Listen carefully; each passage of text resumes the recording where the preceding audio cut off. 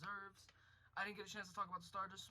I'm gonna talk about the starters and the All-Star reserves and my thoughts and who I would have put, what changes I would have made, the snubs, anything like that that I think are snubs or anything like that. So the first one we have here is, I'm gonna start off with the Eastern Conference All-Star starters. So Trae Young, Demar Derozan, Kevin Durant, Giannis, and Joel Embiid. Now obviously, everyone was thinking Zach LaVine was gonna get the nod over Trae Young because Bulls are #1 seed, been one of the better teams in the league. Trae Young, they're out of the playoffs. Trae Young's been playing on another level, but the Atlanta Hawks are terrible, and that's I didn't have that strictly because, well, partially because of my bias. I didn't want to put Zach LaVine in the starting lineup, but Trae Young has been having an amazing season, averaging like 27, 28, 29 points per game, 10, 11 assists, something like that. And he's on one of the better offensive teams in the league, but defensively, they're not really all that. And that's part of the reason why they're like the 11th or 12th seed. And that's a reason why I do have Trae Young. I did have Trae Young in my starters because he's been so good. DeMar DeRozan, obviously Chicago Bulls, #1 seed, been top 5 MVP. If he was not a guard, he would not have made the list. He would not have made the All-Star starters. That would have went to LaVine. LaVine would have been a starter. One of the Bulls would have been a starter. If DeRozan was considered a forward, then or a front court, then Zach LaVine would have had it, and Trae Young I would have been fine with having Trae Young. But since DeRozan is a guard, he gets the nod. Kevin Durant, obviously, he's probably gonna be a replacement. So hopefully they do put one of my snubs in. Giannis and Joel Embiid, obviously both of them playing at MVP levels. Joel Embiid playing the best basketball of his career, better than last year. The only reason he missed games is either rest, which he deserves and he needs because he's more of he's a player that gets injured a lot, and COVID. That was it. Giannis hasn't really missed any games, I don't recall, and Giannis has been playing at an MVP type level. Just won a championship last year, so they're not focused on the regular season, but it's Giannis. And then I'm gonna start off I'm gonna start off something here. There needs to be one big man off the bench, at least. On the West, there's 3 big men off the bench. One is technically a power forward / point forward, but he's a big man. He can play the center. In the East, there isn't any. There's not even a power forward. Jason Tatum is a small forward. He's a front court, but he can play the center, the 4, or sometimes play the 5 if they want to go small. Chris Middleton can play the 4, but he doesn't play the 5 because they have Giannis. They have 1, 2, 3, 4. They have 4 guards and 3 front court players, but they're all technically small forwards. They're all small forwards. Darius Garland, James Harden, Zach LaVine, and Fred VanVleet. Every single one of them have a case of making the All-Star game. It's going to be tough for me to say this. James Harden wouldn't have been on my All-Star list if I knew Jared Allen was going to be off the list, Bam Adebayo was going to be off the list, Miles Bridges was going to be off the list. There's a bunch of players that have been having such a better year than James Harden that it would have been tough for me to have him on the list if I knew Jared Allen wasn't going to make it. If I knew Jared Allen wasn't going to make it, I would have put Garland or Fred VanVleet in that first reserve guard, or have Zach LaVine have one of those 3 or 2 of those 3 at those 2. And I would have had Jared Allen, even if he's one of the last spots. I would have been perfectly fine with that. But Jared Allen definitely deserves to be on this list. But Darius Garland, James Harden, Zach LaVine, Fred VanVleet. Fred VanVleet had the Toronto Raptors just beat the Bulls, and Fred VanVleet was a huge part of that. Just their length is amazing. Scotty Barnes, OG. Gary Trent is a tough, smaller guard that can defend multiple players, bigger players. Chris Boucher, Pascal Siakam. They have a bunch of really good players, really long defenders that it's going to be hard for teams to score on, but they need depth. Trade Dragic trade some of those younger players you have that don't really play, and get yourself some depth. That's literally what you need. Because they're all playing 40-plus minutes a game. So it's going to be tough for them to really make it far in the playoffs if everyone is playing so much minutes in the regular season. If they're playing all the games and they're playing all the minutes in the regular season, it's going to be tough for them in the playoffs because they're going to have to play a bunch of the minutes in the playoffs as well. But it seems like they've been fine so far. Fred VanVleet was just out. Siakam was out to the beginning of the year. It did not seem like he missed any time. Scotty Barnes has been a very big surprise. I didn't watch a lot of college. I watched Cade Cunningham. I watched a little bit of Jalen Suggs. I watched Jalen Green in the G League. I watched Kuminga in the G League. I watched a couple players, but Scotty Barnes was someone that I was surprised when I think it was number 3. I think he went number 3. I was very surprised on how good he started, and it's lowered because everyone's expecting what he's doing, but it was very surprising on what he did. For me, because I didn't really watch a lot of Scotty Barnes, but I'm not surprised because he went to Florida State, and Patrick Williams also went to Florida State, and they were both, I don't think either of them started either, but that was good. Chris Middleton, Jason Tatum, Jimmy Butler. Now this is my problem with one of these 3 players. Chris Middleton should not have made the All-Star team. I get it. I'm gonna look it up, but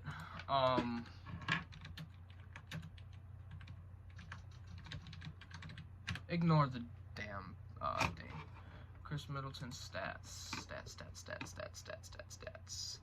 for this season. I think this is for this season. Okay, I got it. 19.6 points per game. 5 assists, rounding it up to about 6 rebounds, 44% from the field, 38% from 3, 88% from the free throw. 1 steal a game. He's played 41 games. He's played a lot of the games. But for him to be an all-star starter over Jared Allen, who, let me remind you, has been one of the better players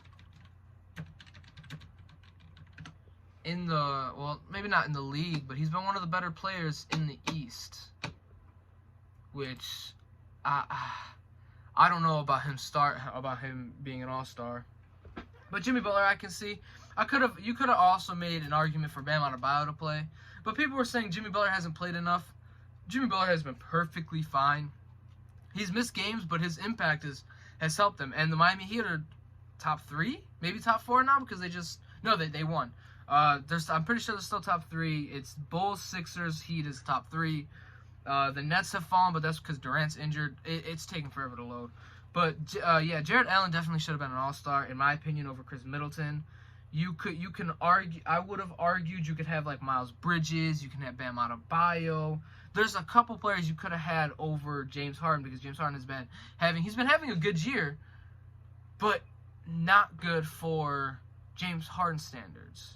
James Harden standards is okay. It's being stupid again. James Harden standards is 25 plus points, 9 assists, about 5-6 rebounds, shooting, helping his team get wins. I almost said victory. Get wins. And James Harden, he hasn't done that this year. He hasn't really done that. Without Kevin Durant, they're one of the teams that are really struggling. So I think it was a mistake having James Harden. But Bam Adebayo, like I said, would have been nice. I would have rather had Drew Holiday over Chris Middleton right now in the All-Star game. Let me think of Jaylen Brown. I would have had over Chris Middleton. Like, there's a Bradley Beal, even though Bradley Beal's injured, but I would have had Bradley Beal over Chris Middleton. He's been having a down year, but the Wizards were better. But then they had a bunch of health and safety protocols, and they kind of dropped. So yeah, and then obviously Jason Tatum, he deserves it. He's been having an up and down year, but the past few games he's been on fire. He's been hitting his shots. He's been doing everything. So I'm not mad about Jason Tatum being an all-star. All right, so let me go to the West. Now, I didn't get a chance to talk about this. Steph Curry, Ja Morant. I'm happy with either of those. Ja Morant been having such a great year. He's one of my favorite players to watch in the NBA right now. And he has been the past 2 seasons. Like last year and this year, I've been enjoying watching Grizzlies games. It's been really fun. Steph Curry he was struggling the past, I'd say, month. So about January. Okay, here we go. I'm going to just say his stats. So I'm going to continue with the West in a second. It's finally loaded. Jarrett Allen averages 60 points per game, about 11 rebounds, 2 assists. I want to see... let me go to Basketball Reference. I want to see his win shares. I don't know what that means, so I don't care. Let me go. He's played 44 games. 67, about 68% from the field. He's got about 1.5 blocks, a steal. So and the Cavs are one of the better teams in the league. They've been one of the more surprising teams in the league. So I feel like even though it makes sense that he's not an all-star, but he definitely deserved it. It makes sense. A team that's just up and coming, that's been a surprise team, only has 1 all-star. I get it. I really do get it. But I don't hate Chris Middleton. I don't hate James Harden. But Jarrett Allen definitely deserved it over Chris Middleton. And then I think Jaylen Brown should have been there over James Harden. So that's just my opinion. So, like, I'm just a guy that's talking about basketball. I'm not an NBA player. I watch the game, I analyze the game, I study it because I love basketball. But if I say something stupid, it's all good. But yeah, Ja Morant, Steph Curry. Steph Curry went through about a month slump. And he kind of brought it back the past game, I think it was against the Rockets. And I think they're playing tonight against the Kings. So it'll be nice. LeBron James, Jokic, and Andrew Wiggins. Now, obviously, LeBron's injured. He might have to have a replacement. Jokic been having another MVP-type year, arguably a better year than last year. Andrew Wiggins has been having a career year, not in points per game, but just efficiency, impact, defense, him being smarter, but all-star starter, like, I get it. Towns, Rudy Gobert, Draymond Green. It's tough putting 2 centers in there, but you can make an exception to put a Luka Doncic there. You can make an exception of putting a Devin Booker there, or even a Donovan Mitchell, or you could have even put Draymond Green there. You could have moved LeBron up. It doesn't matter. You can have one of those. You can put a Devin Booker, Luka Doncic, or Donovan Mitchell, Draymond Green, or any of the front court players in there over Wiggins. Wiggins 100% deserves to be an all-star. I'm not hating on Andrew Wiggins. Congratulations to Andrew Wiggins, but it's really, really tough to look at the starters for the West. You got Steph Curry, you got Ja Morant, you got LeBron, you got Jokic, all superstars. I'm putting Ja Morant in the superstar category. He's top 10 in the league right now. And then Andrew Wiggins, you can argue he's top 30, maybe 40. But, man, just seeing him with those players, it's just way out of.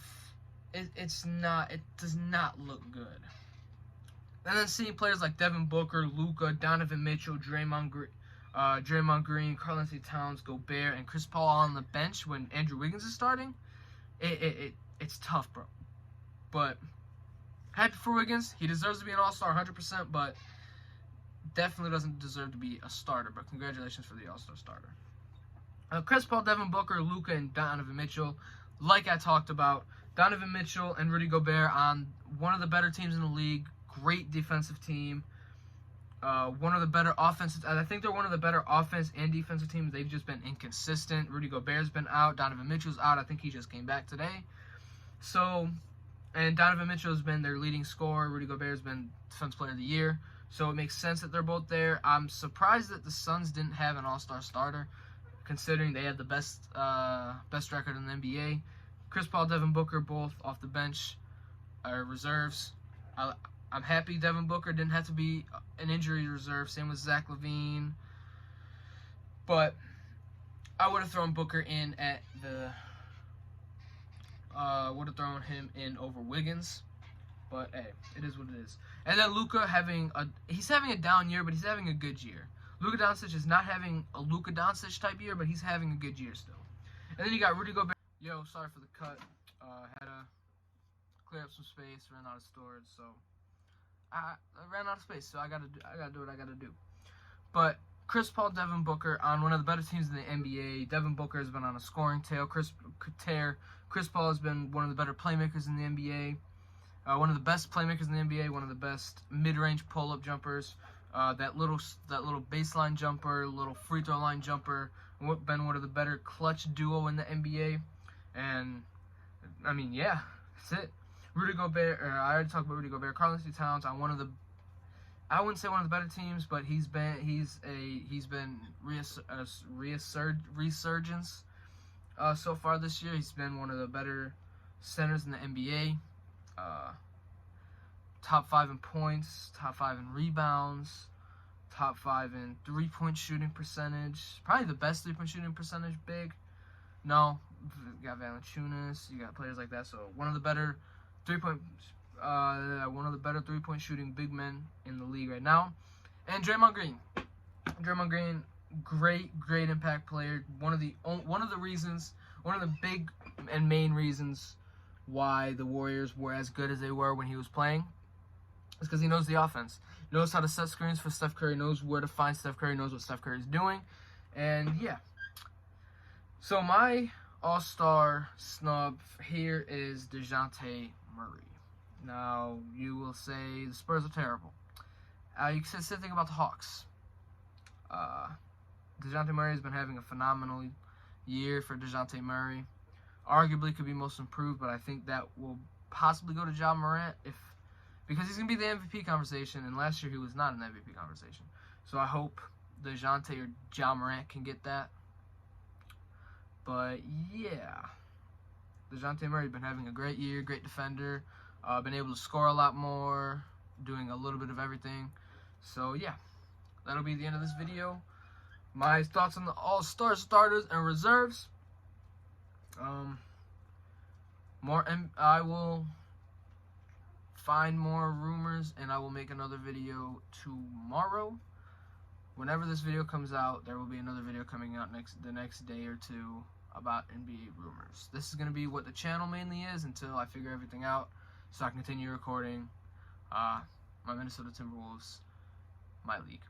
I do have a video. I'm editing it. I still got to do all that. But I still got one video, one Minnesota Timberwolves video coming out soon. Like, comment, subscribe, peace.